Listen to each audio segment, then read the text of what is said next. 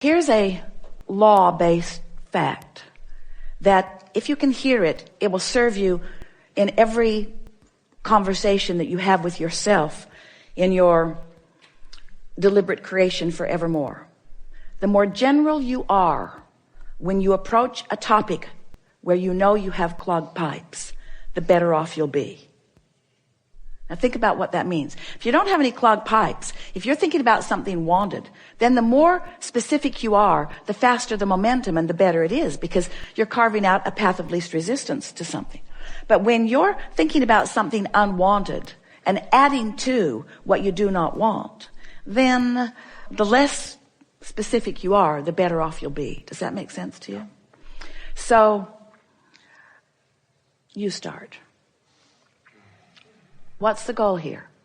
To find the first pure thought about abundance. A pure thought about abundance. So just reach for a pure thought about abundance, which means try not to have it have any relationship to you. If you're not feeling abundant, then be good to leave you out of the equation for just a little bit. So let's just talk purely about the idea of abundance. All right. I would like the idea of abundance to make me feel free. Now, you don't feel free with the idea of abundance yet. So you just said something you don't mean. And this is something, now friends, we said we're going to really be fine-tuning here. So hear this statement. When you say something you don't mean, law of attraction, here's what you do mean. Ooh. So you poked at it with a stick and didn't get the results that you wanted. See what we're getting at? So let's, rather than talking about abundance and money, let's talk about abundance. Abundance of clarity, abundance of sunshine, abundance of ocean. Are those easier for you to feel abundance about? Definitely. All right. So with the idea of fewer clogged pipes and just more free-flowing thought, lots of sun abundance, isn't there? I never wake up and wonder, well, wait. Esther couldn't find the ocean for 3 days last week. So that statement was not exactly accurate. Whether I can see the sun or not, I know it's out there. Whether I can see it clearly or not, I know it's there. That statement feels pretty good, doesn't it? I know it's there. I really never worry about the sun not being there. There are aspects of well-being and abundance that I just take for granted. My belief is never challenged about it. I just know that there is abundance around me. Yeah. So I accept that from the unseen, abundance flows to me in this form. And so it is logical to me that from the unseen, that all nature of abundance will flow to me. And that in the same way that I can be in a vibrational place of just allowing that to happen, I can be in a vibrational place of allowing more abundance on more subjects to happen. Feel how free-flowing that is? In other words, no resistance. Those statements were easy to make and felt good as you make them. Now that may be all the work that you need to do for one conversation that you're having with yourself. And you can tell that you've done good work because you have contemplated a subject and you felt good while you contemplated it. So we're going to make a statement to you, really to all of you. This is another refined point, very fine-tuning, deliberate creators that we are visiting with here today. So how do you feel about the concept of, in order to get the results that you want, if you've got some clogged pipes, just never mind them, lay some new pipes? Doesn't that make perfect sense to you? Isn't that an easy to understand concept? So now we just want to insert this very important understanding. When you're standing in the middle of clogged pipes, and you know you are because you feel uncomfortable, that's not the time to try to lay new pipes, because all you do is increase the clogging of the pipes that already exist. So here's a statement that we want you to remember. We want you to somehow, some way, and we'll talk more about that as we're moving forward, somehow, some way, get on this high-flying disc. Usually happens first thing in the morning, before things have come to thwart it. Sometimes you don't make it to breakfast, But first thing in the morning is when you're most likely to feel it.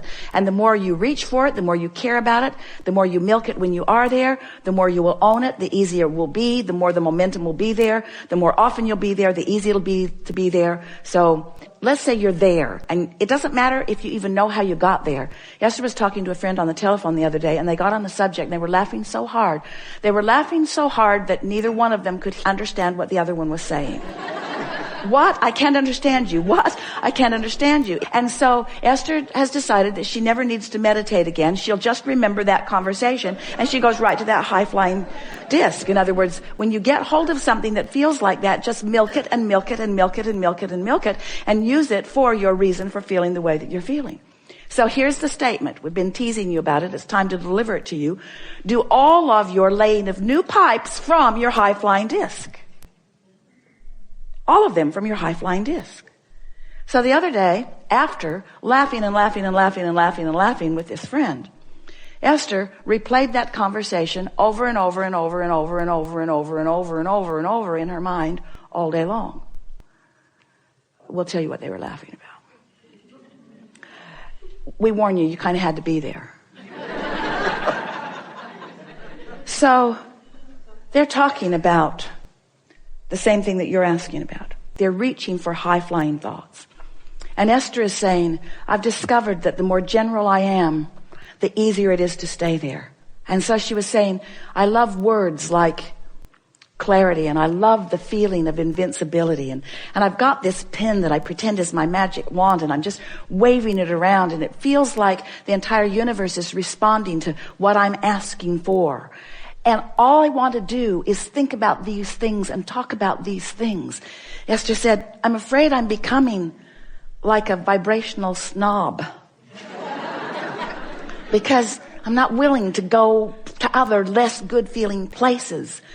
And her friend said, yeah, it's like others can't quite understand us.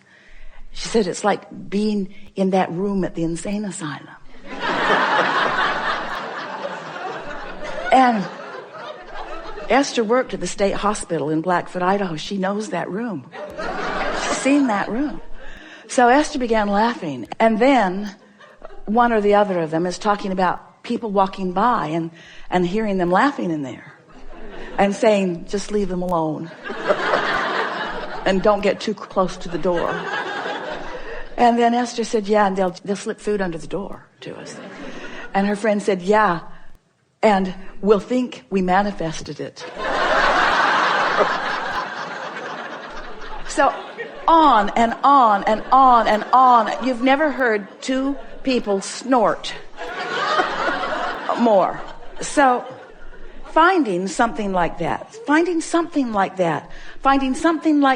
and milking it just for the fun of it, milking it just for the clarity of it, causes you to practice that high-flying vibration and gain momentum of that high-flying vibration and make it more likely that that is the high-flying vibration that you own. Make it easier to be there. So after that, Esther went to bed that night playing that over and over and over in her mind. She had a long conversation with her daughter Tracy, who was waiting to pick someone up at the airport, telling her the story and laughing and laughing and laughing and laughing and laughing. What fun it is to have conversations with those who, like you, don't mind being locked in that crazy room where you are not facing reality, where your undivided attention is upon whatever subject it is that makes you feel like that. So Esther went to sleep in that vibration. And when she awakened in the morning, such an interesting thing happened. Because her first thought, now she's been listening to us for a long time, talking about how when you prepave, when you go to bed thinking about good things, and you'll wake up thinking about good things. And Esther woke up, and the first thought that was in her mind was maybe the most troubling thought that she's experienced in the last several years. That was the thought that was in her mind. But she was so consciously aware of all of these concepts that we've been talking about that she said to herself right out loud, I've got 16 seconds to shake this thought. 16 seconds to return to my high-flying disc. 16 seconds to lay my new pipes about this subject. And then energy just flooded all through her as she realized that this was her high-flying disc. This was her chance to take a subject that had been troubling and approach it from her high-flying disc. And she left it in a place never to return to again. You see what we're getting at? This is the way that you find clarity. This is the way you find abundance. You wait until you're in that feeling of high-flying abundance, and then you can approach the subject that's a little more troubling if you want to, understanding that it's risky, but it's only 16 seconds of risky, right? You've got 16 seconds. You've got 16 seconds to let it go or to bring it into alignment. Our favorite story that fits right here. We've got to tell it to you now because it means everything. Sometimes it's like you say to us, Abraham, I've jumped out of an airplane and I have no parachute. What do you suggest that I now do? And we say, hang on, it'll be over in a little while. Because there is a momentum that is happening that there's not any action that you're going to be able to offer that's going to make any difference. You understand that? So what we're saying to you is don't struggle, don't fret, don't effort, just crash and burn. It's all right. Because tomorrow you can get up and get on the high-flying disc. Tomorrow you can get up and get on the high-flying disc. Tomorrow you can get up and get on the high-flying disc. Tomorrow you can get up and get on the high-flying disc. And after a few days of tomorrow getting up and getting on the high-flying disc, one day Esther said to us, Abraham, I refuse to accept that I have to wait until tomorrow to get on the high-flying disc. I have tools that you've given me. I can get back up there anytime that I choose to get back up there. So what are we talking about? We're talking about your conscious awareness of your vibrational output. Yes? We're talking about your conscious awareness that you are vibrational beings. Yes? We're talking about your awareness that you can choose the vibration of your being in this moment, but that it takes a little practice. Yes? And some subjects have enough momentum going that it's going to take getting up tomorrow and getting up tomorrow and getting up tomorrow and getting up tomorrow and getting up tomorrow and getting up tomorrow and getting up tomorrow and getting up tomorrow. This could take a while. Getting up tomorrow and getting up tomorrow and getting up tomorrow. But if you get up on enough tomorrows and you reach for that high-flying disc and find it, then what happens next will be vivid evidence of how you're doing with your high-flying disc. We so want you to understand that in this day, evidence of what disc you're on is going to be all around you. Esther said the other day, the people around me are making me believe that I might be on the Henri disc. She resented them, but she had to accept she had rendezvoused there with them. You pick the disc and you'll rendezvous with others who have picked the disc, you see. And sometimes if you don't realize that you're on it till you're on it, there's enough momentum going that it's hard to get off of it. But that's the work. So here's the rule of thumb that we would follow if we were standing in your physical shoes. The better we feel, the more we would milk it. The worse we feel, the more we would try to ignore it. That's what Jesus meant when he said, turn the other cheek. Choose your vibration and give it your undivided attention if it feels good. And give it as little attention as you can if it doesn't feel good. So Esther is thinking the other day about the words that we used, and she could feel the poignancy with which we were talking about those clogged pipes in her pond and how they were clogged from neglect. And Esther got this visual image of pipes that she's laid to all kinds of things, wanted and unwanted. And she's got open pipes to unwanted things and open pipes to wanted things. And what keeps them open? Attention to them. Attention to them keeps them open. She's keeping the path of least resistance open to wanted and unwanted things, yes? But if she neglects them, they just clog up from neglect. So it's a new, even better application of this clogged pipe analogy. What paths of least resistance are you carving open every day? I hate that guy. I've always hated that guy. That guy is such a pain. The guy dogs me. I think he stalks me. He's everywhere I go. I don't like that guy. That person at work is everywhere I go, always in my face. Who's keeping the pipes open? That's what we want to ask you. You are. You're always the one who's keeping the pipes open. So if you look around any environment, whether it's the environment of your memory, whether it's the environment of your work, whether it's the environment of your family, whether it's the environment of the people that you are moving through the freeways with, whatever environment that you're moving around in, you are the one who's keeping the pathways open. You're the one that gets to decide. So be more specific if it's a pathway you want open, and be more general if it's one that you would like to just sort of stop. The more general you are, the less momentum there will be. Helpful? Yeah. Really good. Thank you.